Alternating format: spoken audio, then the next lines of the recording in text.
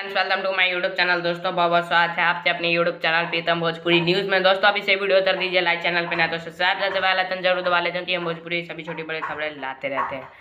तो दोस्तों वीडियो में बात करेंगे खेसारी लाल यादव ने एक्ट्रेस चंदना जो हिंदी में हीरोइन, हिंदी बॉलीवुड हीरोइन है, उसी पे साधा निशाना। और खेसारी लाल यादव ने ट्वीट किया है। आप ट्विटर का स्क्रीनशॉट हमारे स्क्रीन पर देख सकते हैं। लिखा है, ए भाई चंदना दे तुझ न बुझाई, न समझ आवे आम न बुझाए मूली, हर बात पर थाली जुबान थूली। और उससे आगे लिखा है, किसानों तो अभी हमारे साथ की ज़रूरत है। आप पढ़ सकते हैं स्क्रीनशॉट में। और हम सब उनके साथ खड़े हैं और किसानों की मांग जायज़ है।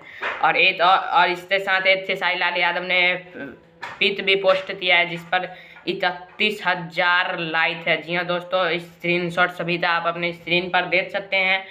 और चंदना सिंह तो इसी विरोध में आ चुकी हैं। बिग बॉस में भी चंदना सिंह गई हुई थी, खेसारी लाल के साथ थी। और एक और पोस्ट किया है जिसमें आप पढ़ सकते हैं स्क्रीनशॉट में।